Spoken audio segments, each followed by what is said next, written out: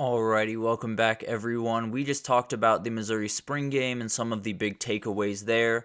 And now let's get into some instant impact freshmen. There are a ton of players across the country that are coming out of a wildly talented 2024 recruiting class that are ready to make their mark on their teams pretty much immediately. And I think one of the guys that is chief among that list is Williams Nawari, the defensive end, defensive lineman, kind of a hybrid guy going to Missouri. He obviously has big shoes to fill with Darius Robinson leaving for the NFL.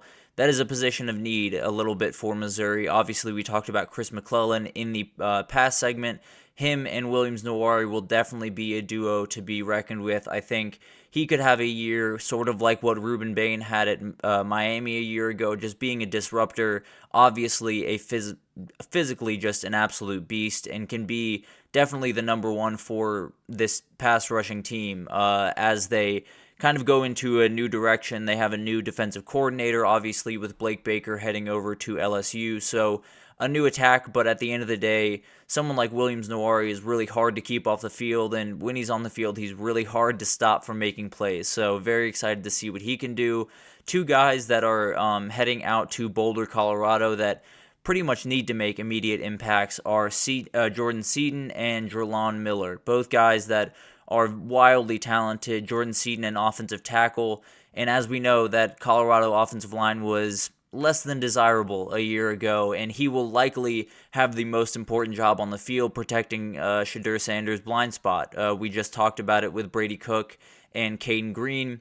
This is another guy that needs to step in and be incredible pretty much from the get-go, because if Shedeur Sanders is not protected, there is a big ceiling on this Colorado team. There is a very, very steep cutoff if they do not let him sit and kind of go through his progressions, because very obviously an incredibly talented quarterback, but there's only so much that quarterbacks can do if they're not protected correctly, and Jordan Seaton's going to be a huge part of that. He's a guy that I think can come in and make his stamp pretty quickly. Guys like Kelvin Banks at Texas and Will Campbell at LSU as freshmen came in and were pretty much incredible from the get-go. He's kind of cut from that same cloth, and as we know, Kelvin Banks and Will Campbell likely first-round picks. Will Campbell even could be the number one overall pick, depending on how the chips fall throughout the year. And then Jerlon Miller, joining an already very solid wide receiver room. You have Jimmy Horn Jr., you have Omarion Miller, and obviously Travis Hunter, the just freak athlete that makes no sense to someone like me who's a pretty average Joe guy. But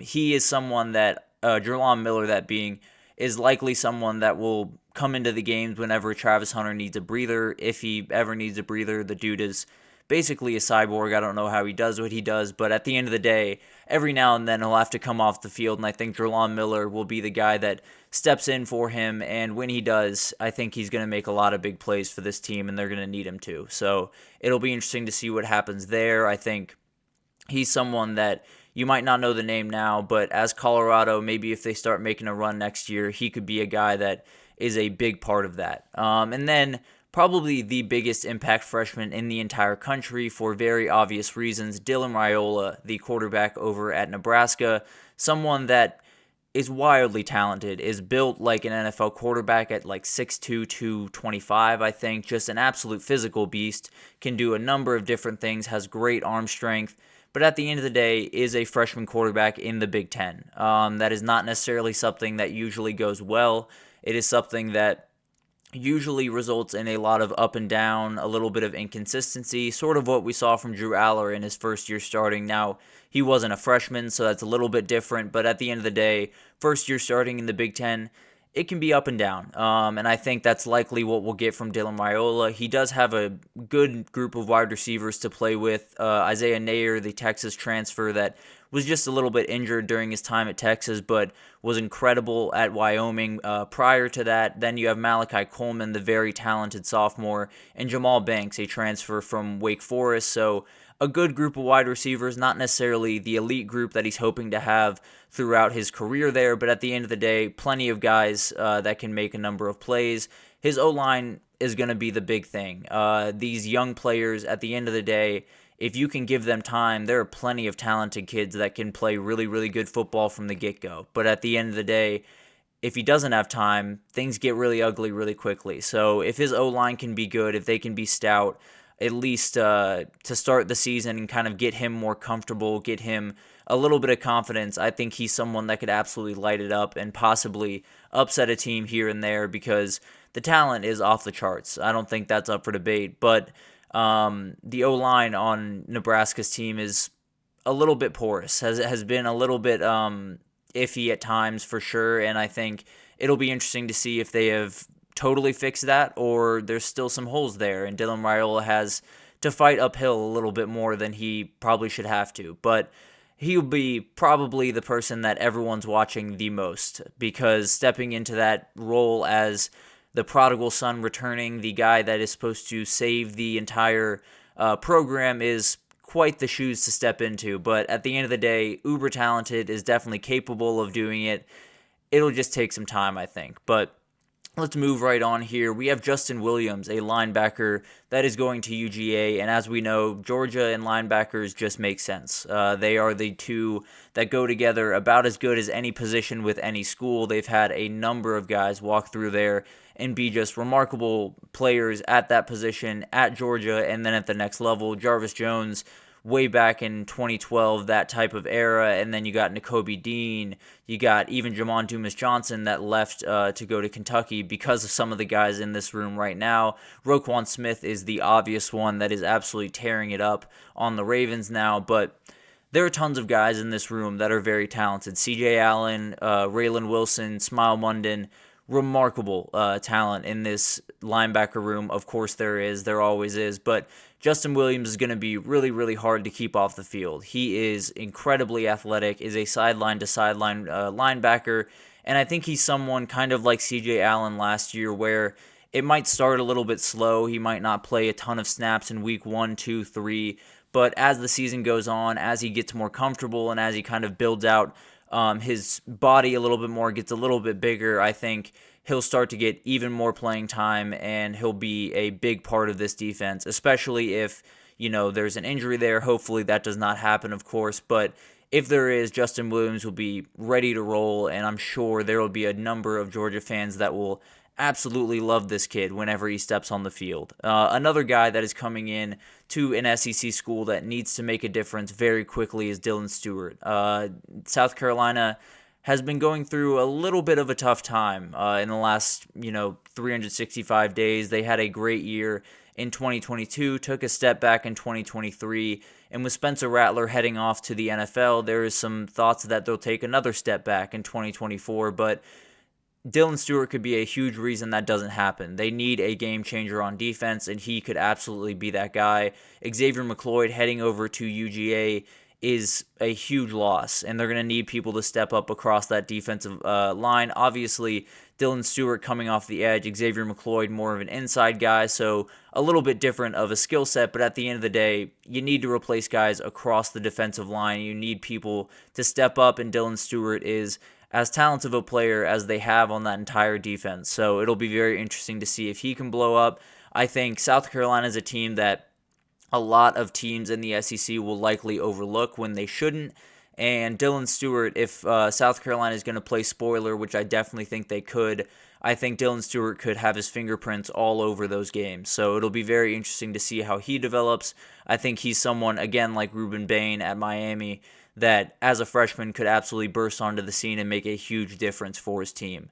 And then going to a team that might not even need this guy, but he's just too good to keep off the field, much like Justin Williams at UGA. Ryan Wingo, a wide receiver heading over to Texas this year. The Texas wide receiver room is a ton of speed. They have added just insane amounts of track speed to that team. Ryan Wingo is kind of the changeup of the group. He can obviously still run. He's still got some speed about him, but is a bigger body type, gives them a little bit more of a red zone target type guy. And I think that's likely where he'll be used, at least early in the season, the majority of the time. And then slowly, I think his role will be built out. It looks like he has been very, very impressive throughout winter conditioning. I think he's someone that when August 31st rolls around and they play their first game against, I believe, ULM, I think it's going to be really hard to have Ryan Wingo not be the guy that trots out with the first team as a freshman with Jonte Cook and Isaiah Bond, because this dude is wildly talented, and you need a big body among the group that they have that is all speed and not necessarily a lot of physicality. You need to add some physicality into that room, and I think Ryan Wingo brings that. So a huge pickup for Texas. I think he's someone that you might not be thinking about when you think about the Texas wide receivers, but you will be very, very soon.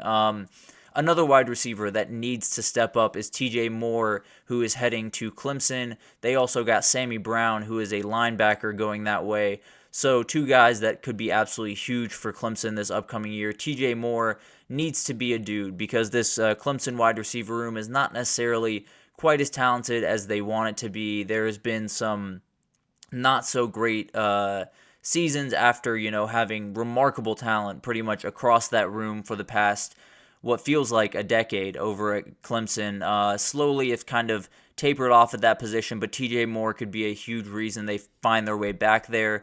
With Bo Collins heading to Notre Dame, his role becomes that much more important. And then Sammy Brown, if we're not talking about UGA and linebackers, Clemson is a close second because they have a number of really good guys, most recently Trenton Simpson and James Skalski, both guys that were just incredible. I think Sammy Brown will be no different coming from Parkview High School here in Georgia. I think he's someone that can make an absolute difference and be a huge piece for this Tigers defense in 2024.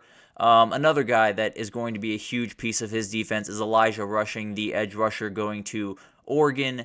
And then on the other side of the ball for Oregon, you have Gatlin Bear heading over at wide receiver.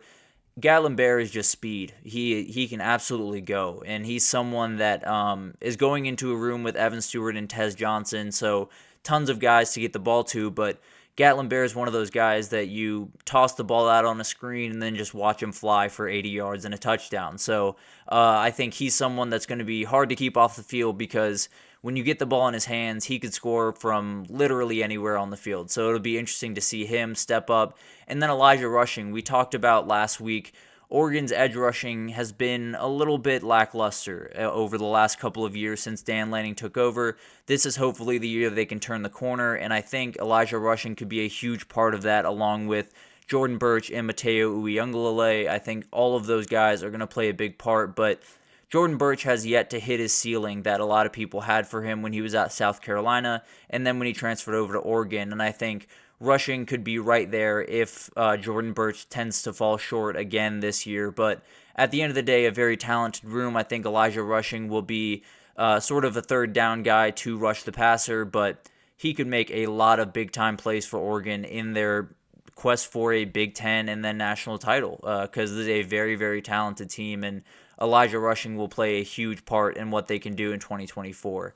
And then finally, a guy that is in a remarkably good situation is Dominic McKinley, the defensive lineman heading to LSU. He's someone that was committed to Texas A&M before reconsidering and going to LSU, and I think he made the right decision. Obviously, losing Mason Smith from LSU is absolutely huge, but adding Bo Davis as your D-line coach is, I think, a trade that LSU fans would make 10 times out of 10. One of the best developers in the game, one of the best position coaches in the game, and a guy that did incredible things with Tavondre Sweat and Byron Murphy while at Texas. So a guy that you got to love having, and Dominic McKinley could be his next big project, an absolute beast on the inside, and could be an absolute difference maker very, very quickly. The SEC, obviously, is going to be very physical. You're going to have some battles at the line of scrimmage, but Dominic McKinley with Bo Davis teaching him the ways, I think it's a mean thing that definitely could wreak havoc on a lot of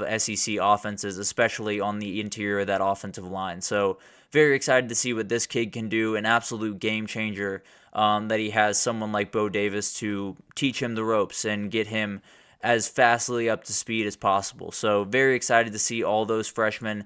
That does not even crack the list of all the guys that are going to pop up. So if you have any guys that you think are going to break onto the scene in 2024 as freshmen, definitely drop them in the comments, and I will get to them in the next segment of this. But for now, we are going to take our final break, and when we come back, we have a Good Vibes Monday, and we're going to talk about one of the legends of the game, not only college football, but also the NFL. Aaron Donald recently announced his retirement and just wanted to take you through his career, just how remarkable it was and how ridiculous of a player he was. So definitely stick around, and we will be right back with that.